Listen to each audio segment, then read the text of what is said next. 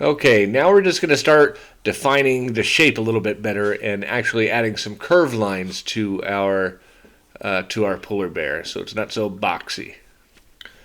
Some of these key features are that hump on the top of his neck, kind of like a hunchback, and then the big booty that wraps around to the back of that leg.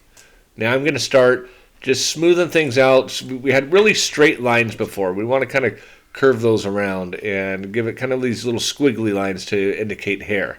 And then we'll do the same thing. We're just kind of smoothing out those lines and giving it these little squiggle lines to make it look like hair on all of its, just to round it out, to make our bear round instead of boxy. I'll curve around his little feet, or her feet, and wrap it around. We'll do this leg too, so it's not so boxy, with these little short strokes.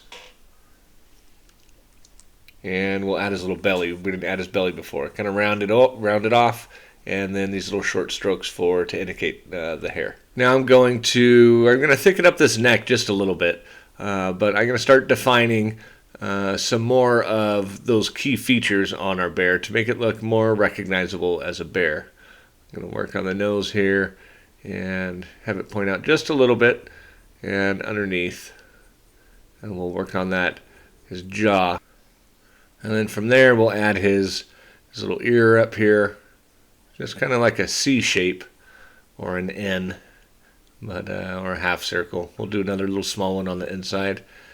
And right around here we're going to draw the eye. Set back just a little bit from where that oval and rectangle meet. Draw a little line underneath, and his other ear over on the back side. I'll define that nose just a little bit more and add his mouth underneath. And then we'll add, we forgot his tail, so we'll jump over there and add his little tail. Really simple, really small. Now we'll go back and erase some of those original guidelines, those hard lines, that rectangle, and all those original lines we started with to build the basic shape of our bear. Try not to forget any. Every once in a while I'll forget a line, but it's not a big deal. We can go back and erase a little bit more later.